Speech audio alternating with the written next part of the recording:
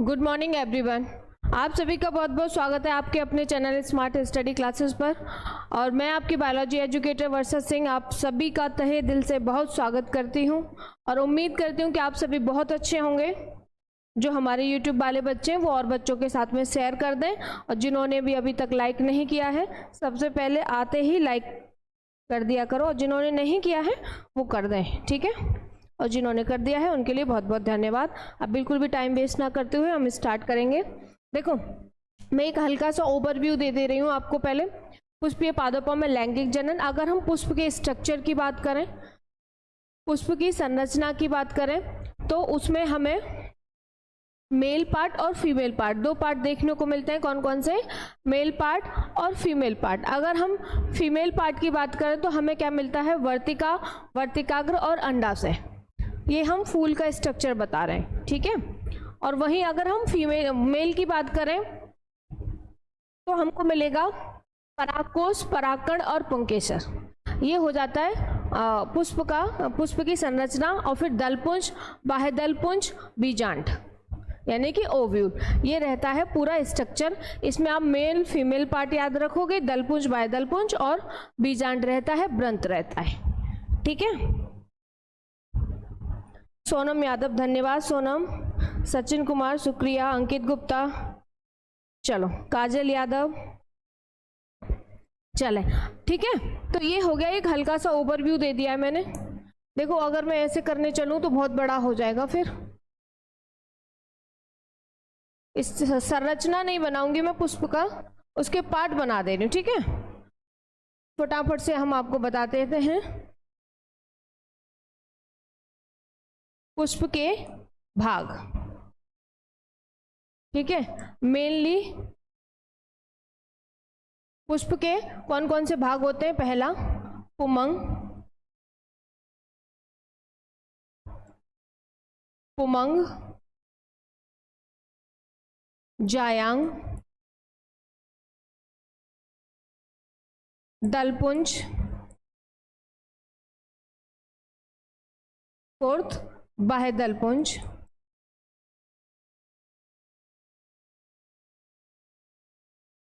ठीक है, और बीजांड रहेगा,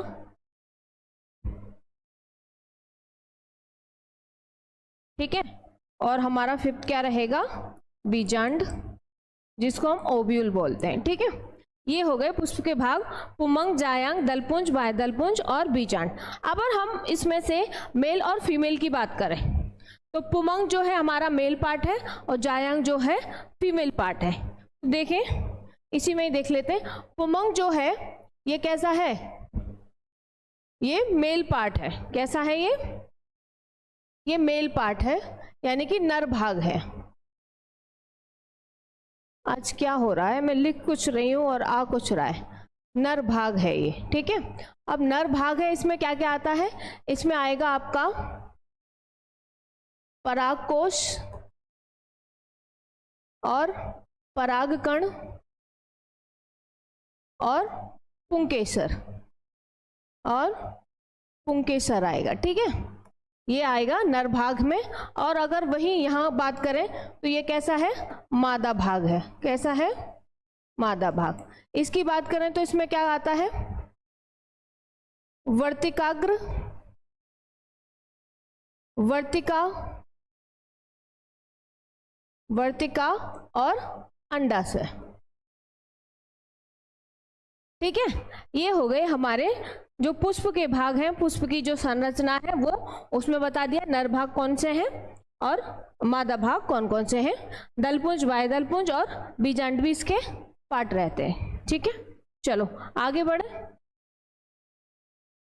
अब हम बात कर रहे थे कि परागकोश की अनुप्रस्थ काट, परागकोश की अनुप्रस्थ काट की बात कर रहे थे हम।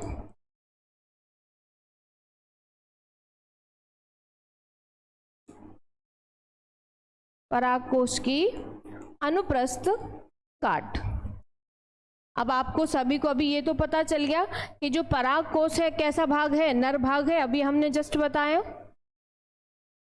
और वो कुछ दिखता कैसा है? चलो मैं आपको ये भी बता देती हूँ। जो कुछ नए बच्चे होंगे, वैसे मुझे लग रहा नहीं है,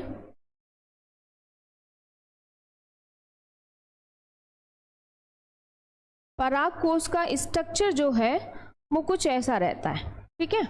क्या है ये? परागकोश, ठीक है। ये क्या रहेगा? ये रहेगा पुंकेसर। ये क्या रहेगा? पुंकेसर रहेगा, ठीक है। अब हमने कहा है परागकोश की अनुप्रस्थ काट, तो ये जो परागकोश है इसकी अनुप्रस्थ काट काटेंगे हम, इसकी अनुप्रस्थ काट।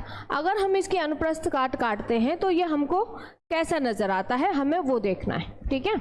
अनुप्रस्थ काट काटने के बाद में हृदयांशी सिंह धन्यवाद बहुत बहुत, अभिषेक, यदुवंशी, आदर्श, आकाश कुमार, कमल कटारिया, बहुत बहुत शुक्रिया आपका सभी का। जिन भी बच्चों ने टीचर्स डे विश किया है उन सभी का दिल से शुक्रिया, बहुत बहुत धन्यवाद, ठीक है। चलो तो फटाफट से लाइक शेयर भी कर दो ताकि और बच्चे भी जुड़ जाएं। हैप्पी टीचर्स डे के साथ साथ में लाइक और शेयर का भी सिलसिला जारी रखें ताकि ज़्यादा से ज़्यादा बच्चे हमारे साथ में जुड़ पाएं, ठीक है। सिफा खान धन्यवाद, शिवम कुमार, गोलू, भानु सारस्वत, चलो मुस्कान, सभी के लिए बहुत बहुत धन्यवाद, ठीक है। अब हम इस परागकोश की अनुप्रस्थ काट काटते हैं तो ये हमें कैसा दिखता है, ठीक है। चलो देख लेते हैं फटाफट से ये हमें कैसा दिखता है। लेयर बाय लेयर बनाएंगे।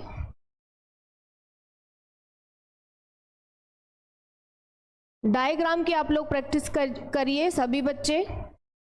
सितंबर चल रहा है, ज़्यादा टाइम नहीं बचा है, तो टाइम वेस्ट अब बिल्कुल भी नहीं करना है। अरे मैम कर लेंगे, हो जाएगा, ठीक है, वो चीज़ अब नहीं करनी है। जब हम परागकोश की अनुप्रस्थ काट काटते हैं तो हमको 3 या कुछ 4 लेयर देखने को मिलती हैं। मैं सभी लेयर अलग कलर से बनाऊंगी ताकि आप लोगों को ना आसानी से नजर आ जाए।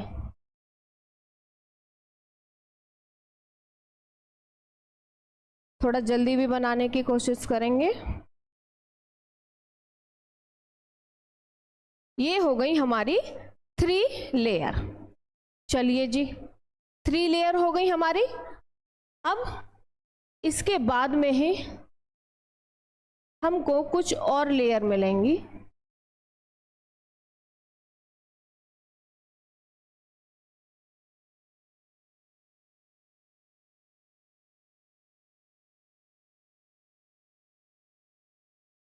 देखते चलिएगा आप लोग और नोट डाउन भी करते चलिए। ये नहीं कि मैम ने बना दिया बस जी हो गया काम खत्म, नहीं, ऐसे काम खत्म करोगे तो फिर क्या होगा।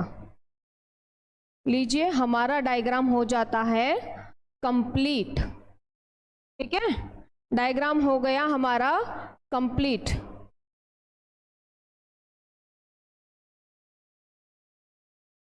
अभी कर देते हैं, अब हुआ है कंप्लीट। अब हम इसकी क्या कर देंगे, नेमिंग कर देंगे, नामांकित। आता है ना एग्जाम में, नामांकित चित्र बनाइए, यानी कि नाम अंकित करते हुए, नामों को दर्शाते हुए आपको चित्र बनाना है। नामांकित चित्र तभी तो लिखा आता है। चलिए अब आ जाते हैं, सबसे बाहर वाली जो लेयर है वो रहेगी हमारी क्या, एपिडर्मिस। नेक्स्ट रहेगी हमारी एंडोथीशियम। थर्ड रहेगी हमारी येलो वाली मिडिल लेयर। क्या रहेगी, मिडिल लेयर, ठीक है। अब आ जाते हैं जो ये पिंक कलर से हमने बना रखा है, ये रहेगी हमारी कौन सी, टैपिटम। कौन सी रहेगी, टैपिटम रहेगी, ठीक है। और टैपिटम के अंदर जो ये हमने ग्रीन कलर से बनाए हैं गोल गोल सर्कल सर्कल से, ये क्या है हमारे, ये है हमारी माइक्रोस्पोर मदर सेल, यानी कि लघु बीजाणु मात्र कोशिका, जो कि आगे चल के मिच्योर होके कन्वर्ट हो जाएंगी किसमें, पॉलन ग्रेन या कहेंगे पराग कण में बदल जाएंगी। रॉय साहब यादव जी धन्यवाद। ठीक है, तो ये क्या रहेंगे हमारे टेपिटम, ये टेपिटम हो गया। और ये क्या है, ये है माइक्रोस्पोर, क्या है ये, माइक्रोस्पोर मदर सेल। क्या है, माइक्रोस्पोर मदर सेल को मैं हिंदी में हिंदी में भी लिख दूंगी, लघु बीजाणु मात्र कोशिका, लघु बीजाणु मात्र कोशिका।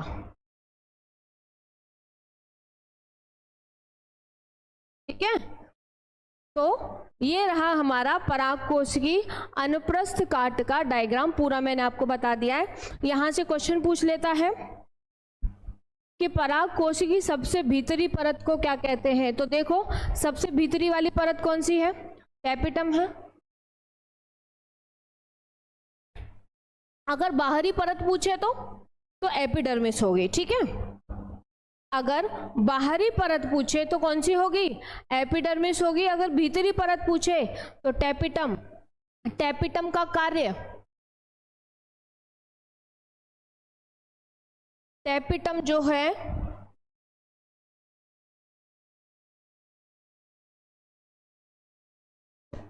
हाँ जी ठीक है, अब थोड़ा ऊपर कर लेंगे और चलिए यहां से लिखते हैं टेपिटम। टेपिटम का क्या कार्य होता है, कहाँ आएगा भाई, यहीं पर आ जाएगा। यह वृद्धि कर रहे लघु बीजाणु, लघु बीजाणु मात्र कोशिकाओं, यह वृद्धि कर रहे लघु बीजाणु मात्र कोशिकाओं को पोषण देने का कार्य करता है, कार्य करता है।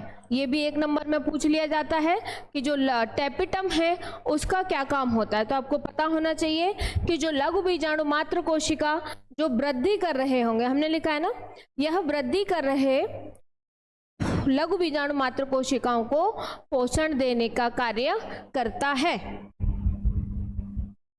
जो लघु बीजाणु हैं वो कैसे बनेंगे, लघु बीजाणु कैसे बनकर तैयार होंगे। तो नेक्स्ट हमारा टॉपिक रहेगा लघु बीजाणु जनन।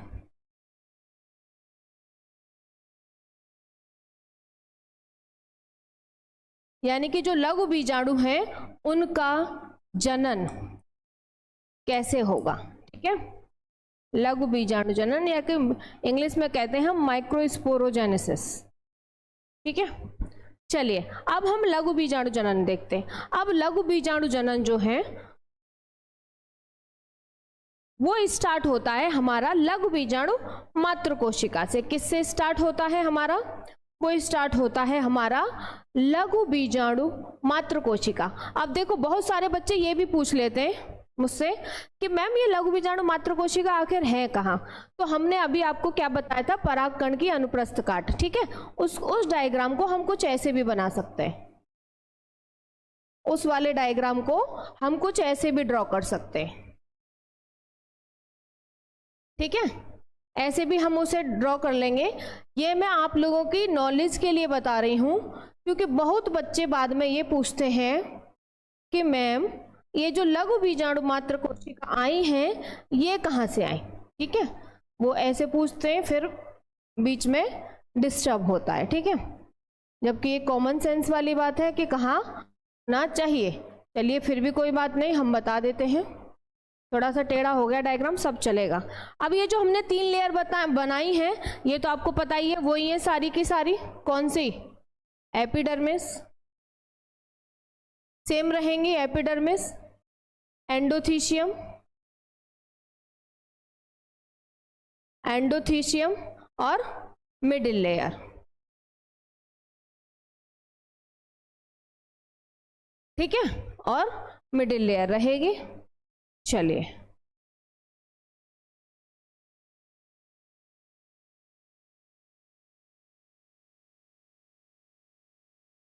अब हमने देखो, जब हम किसी परागकोश को काटते हैं तो हमें उसमें दो पालिकाएं देखने को मिलती हैं, एक पालिका, दो पालिका, और दोनों पालिकाओं में दो दो कोष्ठ, एक कोष्ठ, दो कोष्ठ, तीन कोष्ठ, चार कोष्ठ, यानी कि हर पालिका में दो कोष्ठ हो जाते हैं। ठीक है, अब हम देखें,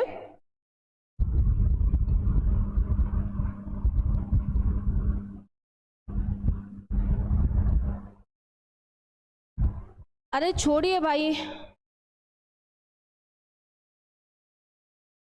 राहुल एलन कह रहे हैं परागकोश प्लस तंतु पुंकेसर होता है। भाई ये छोटी छोटी बातों पे इतना ध्यान दोगे तो कैसे आगे बढ़ोगे, कैसे आगे पढ़ोगे? फिर ये रहता है हमारा क्या, बीजाणु जनन ऊतक।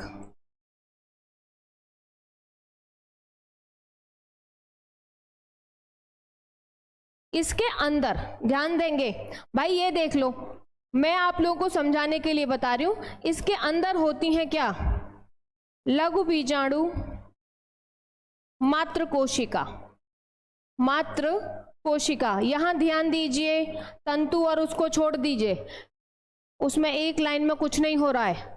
ठीक है, उसको छोड़ दीजिए, यहां पर ध्यान दीजिए। अब जब मैं ये बताती हूं कि लघु बीजाणु मात्र कोशिकाओं से हमारे लघु बीजाणुओं का जनन होगा, तो बहुत सारे बच्चे पूछते हैं मैम लघु बीजाणु मात्र कोशिका कहाँ से आए? तो यहाँ देख लीजिए, लघु बीजाणु मात्र कोशिका कहाँ से आ रही है, जो पराग कोश है उसके अंदर ही तो होती हैं। ये देखो हमने डायग्राम बनाया अभी भी, लघु बीजाणु मात्र कोशिका कहाँ है, ये पराग कोश की अनुप्रस्थ काट है, टेपिटम की लेयर के अंदर ही तो है, फिर भी मैंने यहाँ बना दिया। अब देखो, ये जो लघु बीजाणु मात्र कोशिकाएं हैं ये कैसी होती हैं, ये द्विगुणित होती हैं। ये कैसी रहेंगी, ये द्विगुणित रहेंगी। ठीक है, ये द्विगुणित है।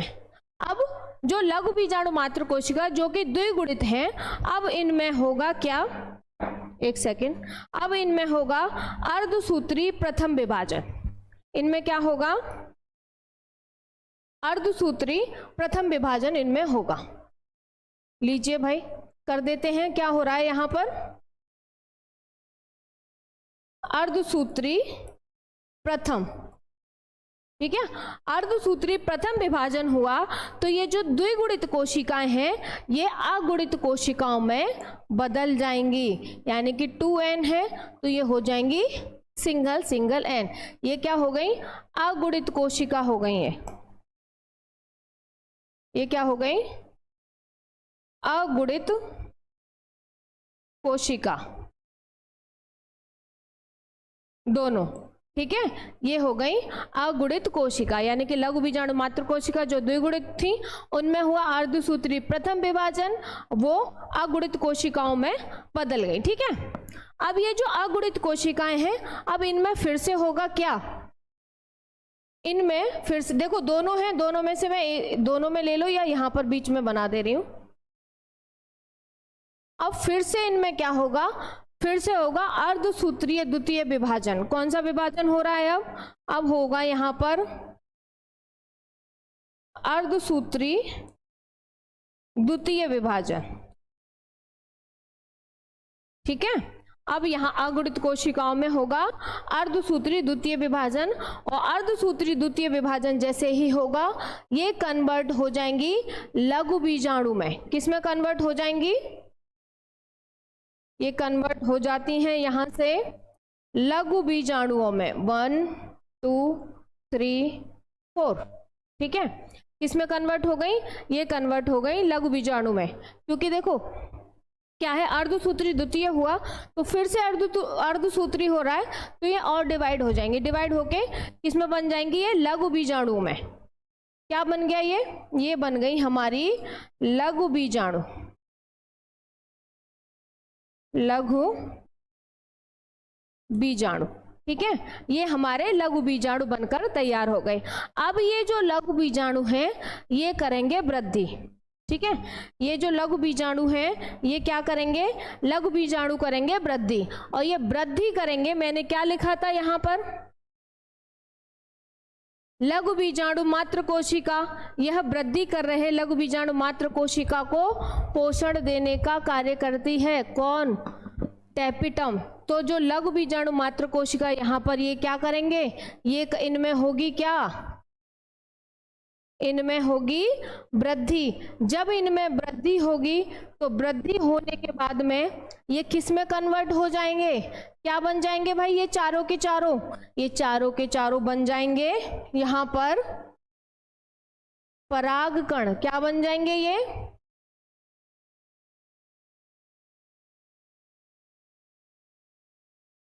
ये चारों के चारों क्या बन गए, ये बन गए पराग कण, यानी कि पॉलन ग्रेन। ठीक है, ये हो जाता है हमारा लघु बीजाणु जनन का प्रोसेस कंप्लीट, यहां से स्टार्ट है। पूरा बताया है आपको मैंने, ये डायग्राम भी इसलिए बताया, बहुत सारे बच्चे फिर भी ऐसा बेवकूफों वाला क्वेश्चन कर देते हैं कि मैम लघु बीजाणु मात्र कोशिका कहां से आ गए, तो बताना पड़ता है उनको। ठीक है, सरमन कुशवाहा ऑल हिंदी बोर्ड के लिए है सरमन जी। ठीक है, all Hindi board, UP board MP board नहीं, ऑल हिंदी बोर्ड के लिए।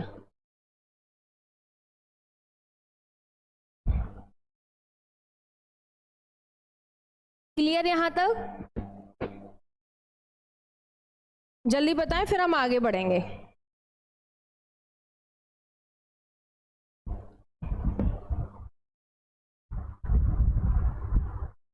अर्धसूत्रीय द्वितीय विभाजन, हाँ ठीक है भाई।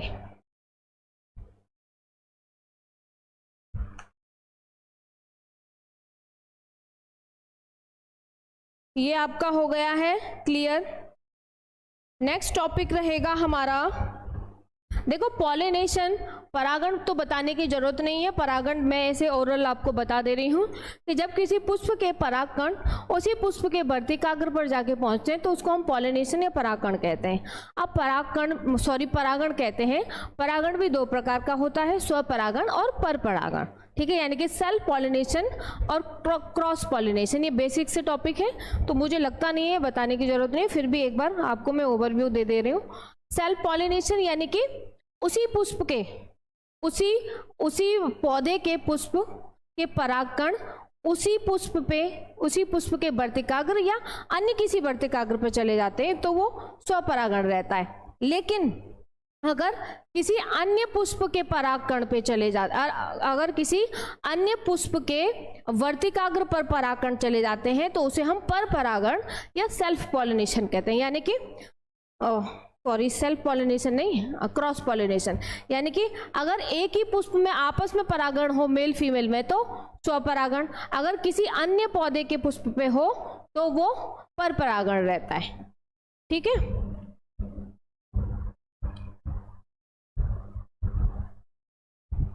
चलो मुस्कान कह रही है क्लियर है मिस, आगे बढ़ते हैं, वेरी गुड। चलो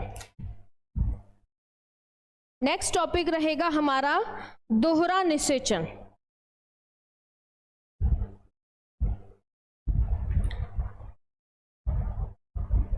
दोहरा निषेचन से पहले हम कराएंगे परागकण का वर्तिकाग्र पर अंकुरण, तभी आपको दोहरा निषेचन क्लियर हो जाएगा। ठीक है, यहां तक क्लियर। चलिए, ये हमारा यहां से हो चुका है। चलिए, परागकण का वर्तिकाग्र पर अंकुरण,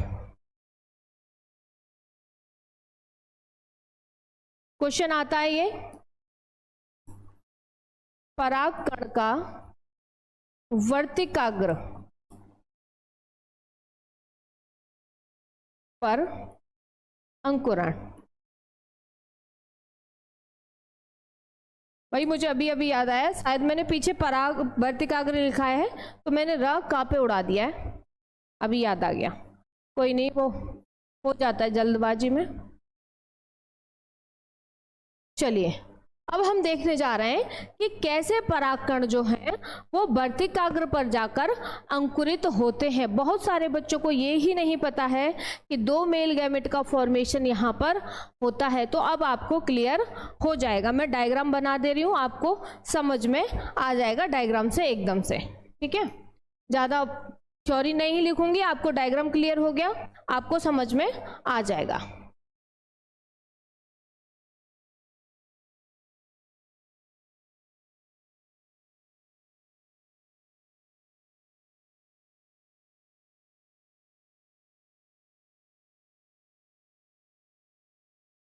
पहले हम क्या बनाएंगे, हम बनाएंगे पहले फीमेल पार्ट। ठीक है, पौधे का हम बना रहे हैं फीमेल पार्ट पहले।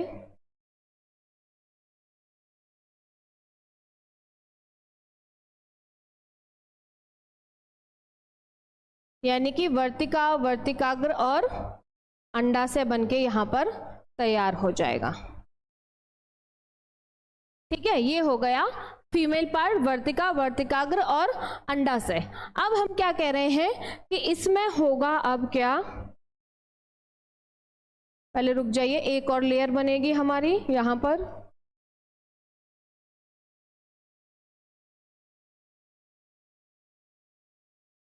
ठीक है, चलिए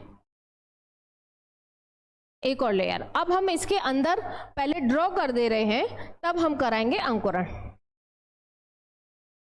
ये रहता है हमारे पास में यहाँ पर, ये रहती हैं क्या, प्रतिमुखी कोशिका। क्या रहती हैं ये, प्रतिमुखी कोशिका, जिनको हम एंटीपोडल सेल भी कहते हैं। ठीक है, क्या कहते हैं, एंटीपोडल सेल भी कहते हैं। बीच में रहती हैं द्विध्रुवी कोशिका। बीच में क्या रहती हैं, द्विध्रुवी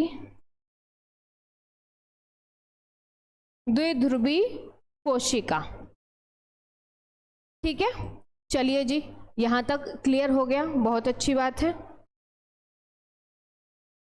अब जो लास्ट में बना रहे हैं इस पे थोड़ा सा आप ध्यान दीजिएगा। ये जो बीच में है ये तो रहेगी क्या, अंड कोशिका। क्या रहेगी, अंड कोशिका, यानी कि एग सेल, अंड कोशिका।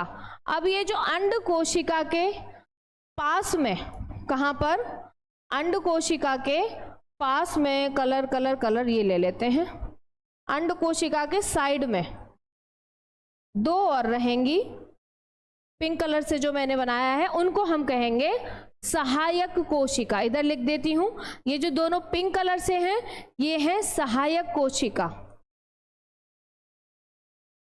सहायक कोशिका, और बीच में रहेगी अंड कोशिका, मैंने उधर लिख दिया। ठीक है, ये फीमेल पार्ट बनके हो गया तैयार। अब इसमें परागकण आएगा वर्तिकाग्र पर और उस पर होगा अंकुरण। उस पर क्या होगा, अंकुरण। ये तो आपको पता है, ये क्या है, वो वर्तिकाग्र है और ये क्या है, वर्तिका। ओ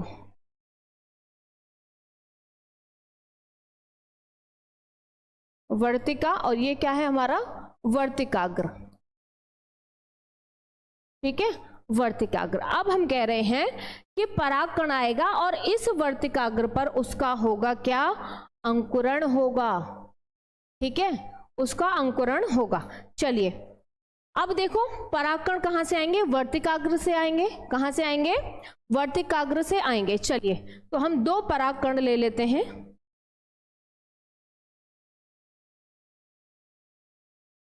ये ले लेते हैं। चलिए भाई कलर कैसा आ जाता है, हाँ ठीक है, ये 2 परागकण आए।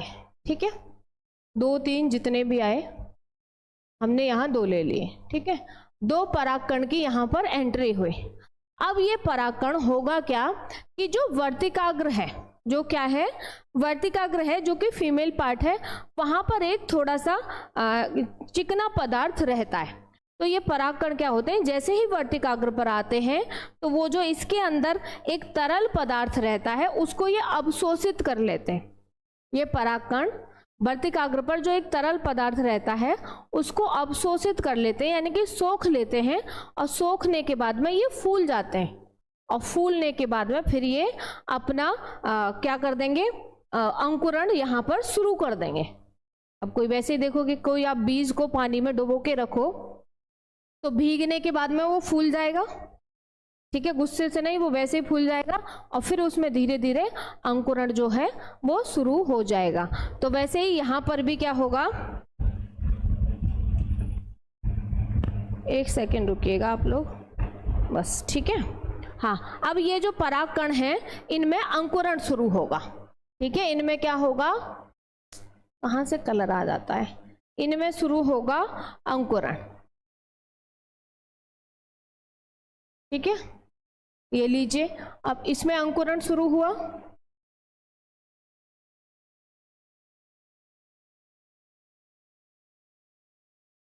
अब देखिए, जब इस परागकण में अंकुरण शुरू हुआ तो अंकुरण शुरू होने के बाद में अंकुरण की जो पराग नलिका है, ये क्या हो गई, पराग नलिका, ये पराग नलिका जब तक विकसित होगी जब तक के ये यहाँ पर बीजांड द्वार से होते हुए अंदर इसके दोनों नर युग्मक ना पहुंच जाएं।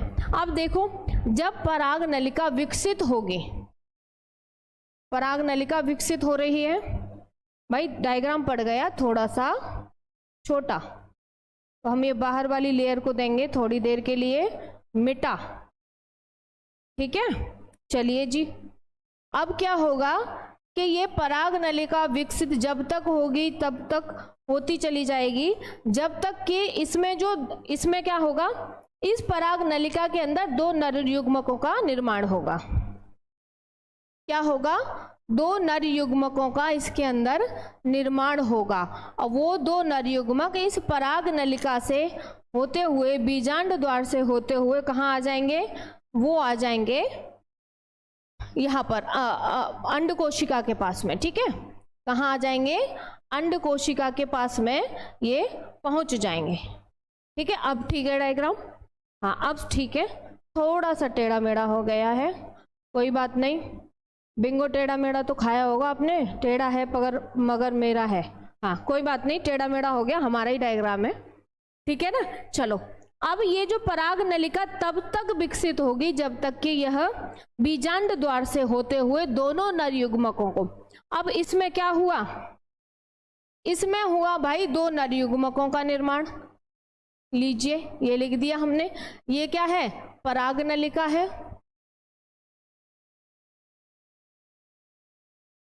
ये जो मैंने ब्लू कलर से बनाया है ये क्या है, यहां पर हुआ है दो नर युग्मकों का निर्माण, क्या हुआ है, ये दोनों क्या हैं, दो नर युग्मक हैं, क्या है, नर युग्मक का फॉर्मेशन यहां पर हुआ है, ठीक है, दो नर युग्मक का फॉर्मेशन हुआ।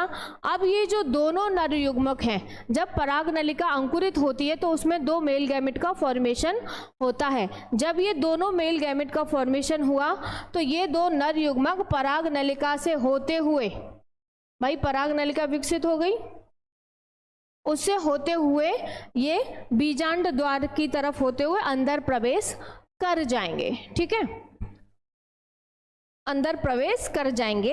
एक नर युग्मक, ध्यान देंगे सभी बच्चे, एक नर युग्मक आके, मैं डायग्राम अलग कर दे रही हूं, बिल्कुल यहां पर कर दे रही हूं, ये देखिए भाई, वहां पे ज्यादा वो तो हो गया, वो डायग्राम हो गया हमारा पराग कण का वर्तिकाग्र पर अंकुरण, ठीक है। अब हुआ क्या, यहां ध्यान देंगे अब सभी बच्चे, ये दो क्वेश्चन बन जाएंगे आपके यहीं से, ठीक है, यहीं से आपके दो क्वेश्चन बनेंगे, तो ध्यान से देखो, इतना तो आपको पता है सबको। अब हमने कहा दो नर युग्मक आए, ठीक है, दो नर युग्मक आए, एक नर युग्मक आके, बीच में क्या है, अंड कोशिका, तो एक नर युग्मक आके इस अंड कोशिका से मिल गया और दूसरा नर युग्मक आके इस द्विध्रुवीय केंद्रक से मिल गया, समझ रहे हो, एक नर युग्मक इस द्विध्रुवीय केंद्रक से मिल गया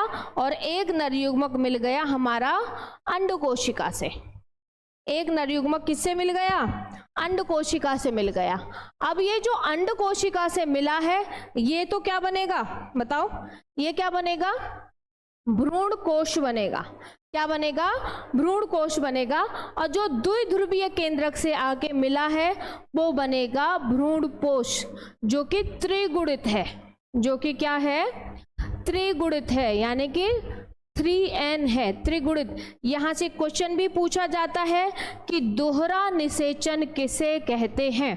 यहां से कितने क्वेश्चन बन गए? एक क्वेश्चन परागकण का वर्तिकाग्र पर अंकुरण, दूसरा बीजांड की संरचना, इसको ऐसे कर दो दोनों साइड से, ठीक है, तो ये क्या बन जाएगा? बीजांड की संरचना बनके तैयार हो जाएगी। नेक्स्ट इससे क्वेश्चन आएगा दोहरा निषेचन किसे कहते हैं? तो एक नर युग्मक जब अंड कोशिका से आके मिलके भ्रूण कोश बनाता है तथा दूसरा नर युग्मक द्विध्रुवीय केंद्रक से आके जब त्रिगुणित कोशिका बनाता है तो इसी को हम दोहरा निषेचन कहते हैं।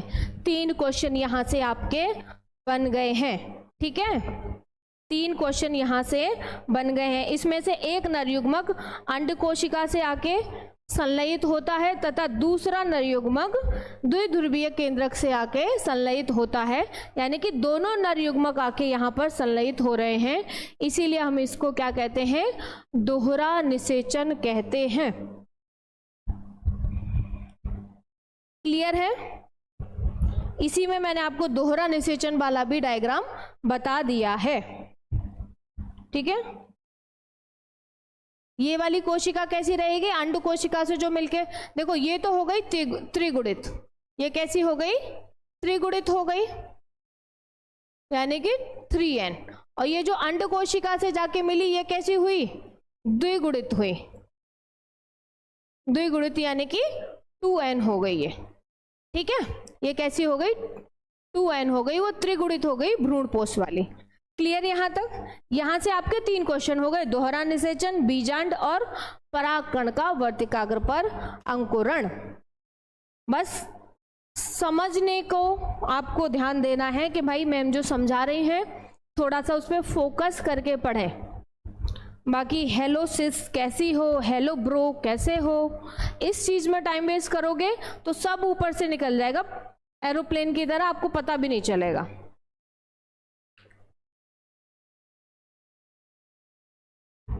समझ रहे हो कि कब स्टार्ट हुआ और कब खत्म हो गया, ये तब फिर आपको पता भी नहीं चलेगा। नेक्स्ट बताओ, यहां तक क्लियर है? जल्दी आगे बढ़ेंगे फिर हम। थोड़े से कमेंट देख लेते हैं। Sapna Patel yes ma'am, Akash Mishra yes ma'am, all clear बा, धन्यवाद आकाश जी, क्लियर बा। चलो रिक्की मौर्य क्लियर है ma'am, max plus okay clear है मैम। चलो ये थोड़ा सा बोर्ड पे कम दिख रहा है क्या अंकुरण? थोड़ा मैं इसको छोटा कर दे रही हूँ, ये लीजिए। मुझे उम्मीद है कि अब शायद ये दिख रहा होगा आपकी स्क्रीन पे एकदम से क्लियर कि परागकण का वर्तिकाग्र पर अंकुरण। क्लियर दिख रहा है? यस मैम क्लियर बा। चलो बहुत अच्छी बात है। चलो अब क्लियर होगा। अब हम देख लेते हैं निषेचन के पश्चात होने वाले परिवर्तन। ये क्वेश्चन भी बहुत पूछा जाता है कि जब निषेचन हो जाता है उसके बाद में एक पुष्प में क्या क्या परिवर्तन होते हैं, ठीक है। उसके बाद में नीलम कुशवाहा, धन्यवाद नीलम जी, बहुत बहुत शुक्रिया आपका।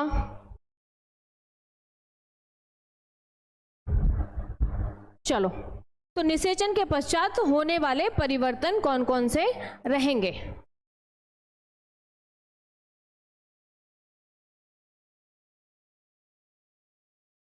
निषेचन के पश्चात पुष्प में होने वाले परिवर्तन होना चाहिए। निषेचन के पश्चात पुष्प में होने वाले परिवर्तन, पुष्प में होने वाले परिवर्तन। पुष्प में होने वाले परिवर्तन, यानी कि जब निषेचन हो गया, यानी कि देखो ये, यानी कि दो नर युग्मक आए यहाँ से, निषेचन हुआ। अब इस निषेचन के बाद में ये भाई ये जो स्ट्रक्चर था ये कहाँ था, पुष्प के अंदर ही तो था, तभी तो हमने ये फीमेल पार्ट बनाया है, बनाया कि नहीं।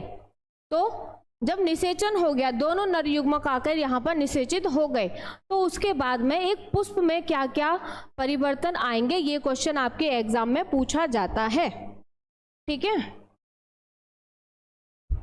मैम, ये शायद आपने पढ़ाया है, विनय यादव कह रहे हैं। बिल्कुल विनय जी, हमने सब कुछ पढ़ा रखा है, ये हमारे 1 शॉट वीडियो चल रहे हैं, तो इसीलिए हम आपको एक बार फिर से रिवाइज करा दे रहे हैं। ठीक है चलिए, अगर इसमें से आप लोगों को जिसको भी पता है वो आंसर करते रहें, अपना टाइम वेस्ट ना करें, कि निषेचन के पश्चात पुष्प में कौन कौन से बदलाव होते हैं। चलिए एक एक करके देखेंगे। सबसे पहले जो बाह्यदल पुंज है, बाह्यदल पुंज कौन सा भाग होता है भाई, बाह्यदल पुंज।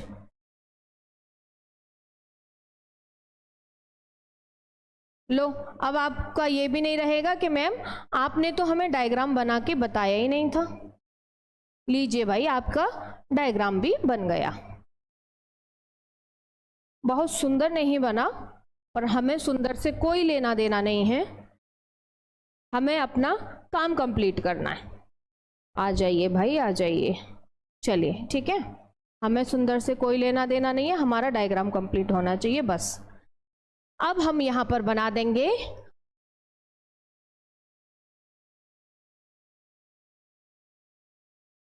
Male part. लीजिए भाई, ये हमारा फूल तैयार हो गया यहाँ पर। ठीक है, अब हम कह रहे हैं सबसे पहले बाह्यदल पुंज।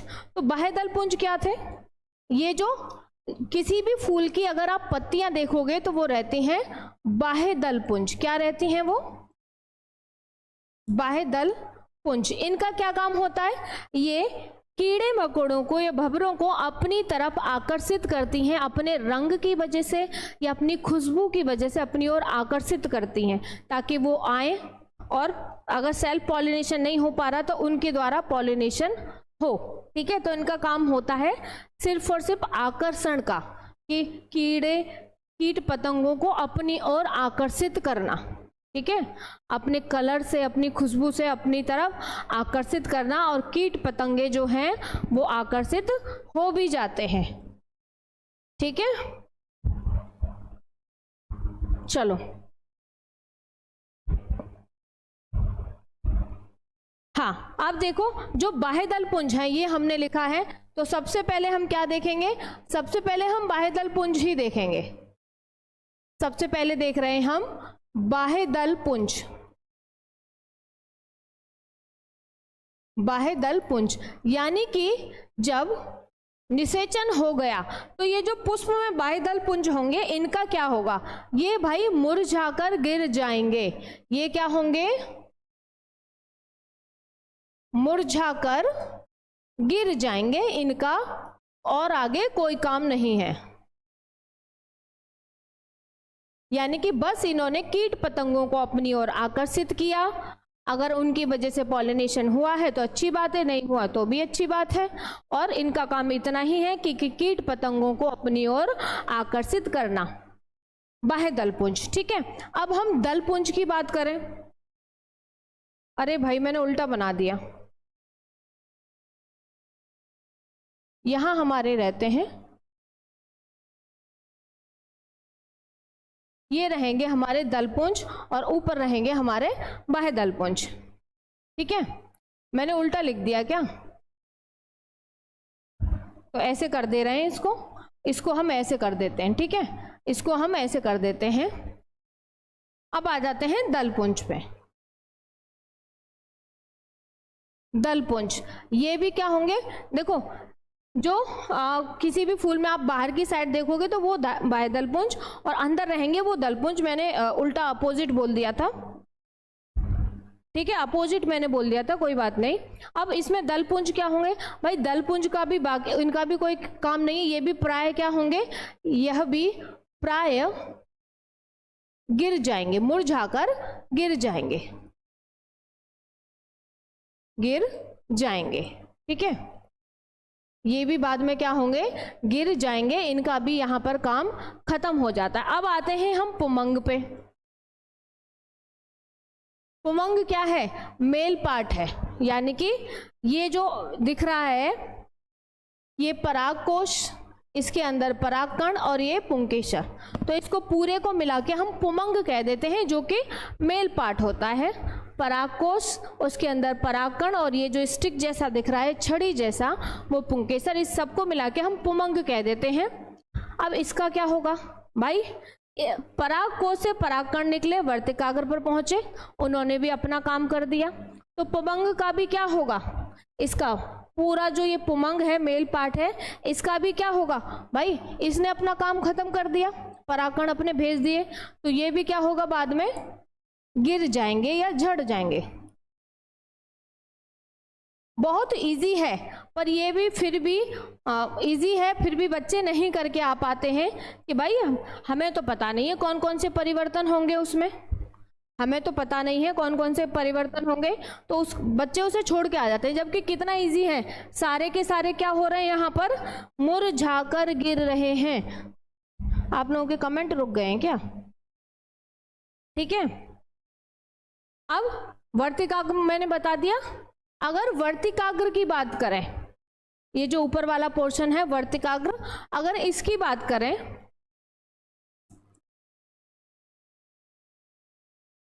तो वर्तिकाग्र भी हमारा क्या हो जाएगा, गिर जाएगा। ठीक है, अब आते हैं भाई हम फोर्थ पोजीशन पे। अब हुआ कुछ काम की चीज, अब आई कुछ, अब क्या होगा, चलिए अब देख लेते हैं।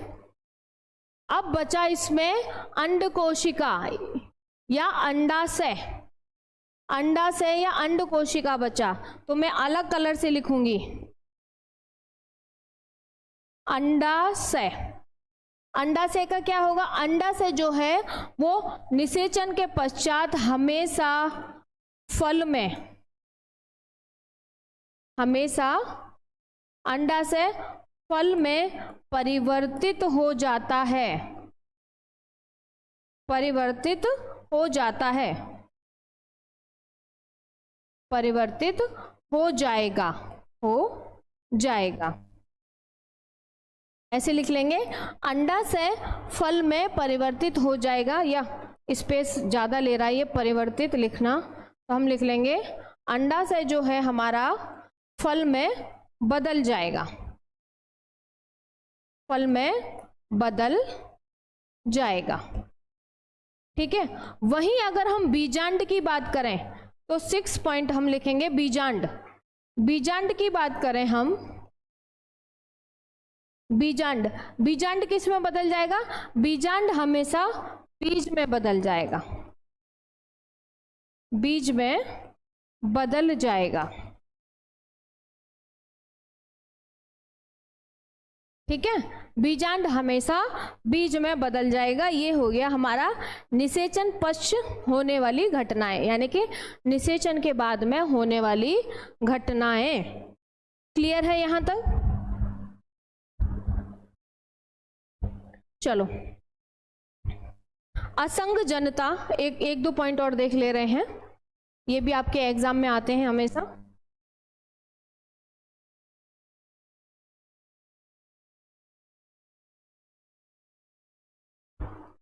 हाँ, असंग जनता, एपोमिक्सिस बोलते हैं इसे। असंग जनता किसे कहते हैं? देखो, बिना निषेचन के बीज बनने की प्रक्रिया को असंग जनता कहते हैं। क्या कहते हैं? बिना निषेचन के। ध्यान देंगे, ये भाई आपके एग्जाम में आता है, ध्यान दीजिए सभी। बिना निषेचन के, बिना निषेचन के बीज बनने की प्रक्रिया, बिना निषेचन के बीज बनने की प्रक्रिया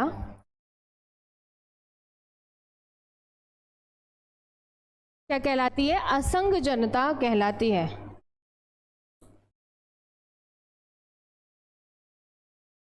कहलाती है। यानी कि यहां पर बिना निषेचन हुए, यानी कि बिना निषेचन के क्या होगा? बीज बनकर तैयार यहां पर हो जाएगा, बिना निषेचन के। ठीक है, बिना निषेचन के बीज बनकर तैयार हो जाएगा। नेक्स्ट है अनिषेक फलन। नेक्स्ट क्या है?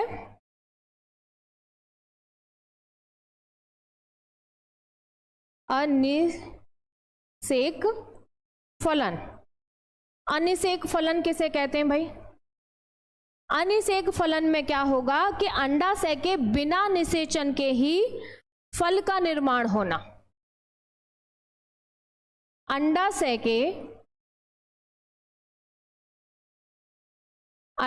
के बिना निषेचन के, बिना निषेचन के फल का निर्माण, फल का निर्माण क्या कहलाता है? अनिषेक फलन।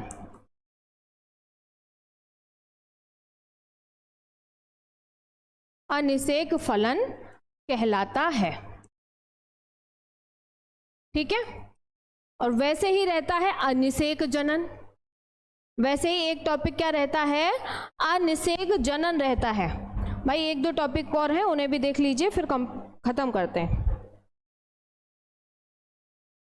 ठीक है, नेक्स्ट है अनिषेक जनन।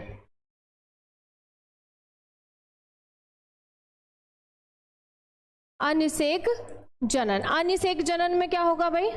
यहां पर बिना निषेचन के क्या बनेगा? बिना निषेचन के भ्रूण बन जाएगा। तो यहां हम लिख सकते हैं बिना निषेचन के, बिना निषेचन के भ्रूण बनने की प्रक्रिया, भ्रूण बनने की प्रक्रिया क्या कहलाती है? अनिषेक जनन कहलाती है। अनिषेक जनन कहलाती है। ये सुनने में आपको इजी लग रहा होगा, पर ये आपके एग्जाम में हर बार पूछा जाता है। असंगजनता, अनिषेक फलन, अनिषेक जनन। ठीक है, ये हमेशा आपके एग्जाम में पूछा जाता है। एक रहता है बहुभ्रूणता, एक टॉपिक क्या रहता है हमारा? बहुभ्रूणता। तो जैसे बीजांड या बीज में से हमेशा क्या होता है? एक ही भ्रूण उत्पन्न होता है, लेकिन यहाँ पर सामान्यतः रहता है वो कि बीजांड या बीज से एक ही भ्रूण उत्पन्न होता है। लेकिन कभी कभी क्या होता है कि एक ही बीज से अनेक भ्रूण की उत्पत्ति हो जाना क्या कहलाता है? बहुभ्रूणता कहलाता है। इसको सबसे पहले किसने दिया था? एंटोनी वॉन ल्यूवेनहॉक ने दिया था। और किस में देखा था? संतरे में देखा था। ठीक है, किस में देखा था उन्होंने? इसे संतरे में देखा था। बिना निषेचन के बीज बनने की प्रक्रिया, सही है।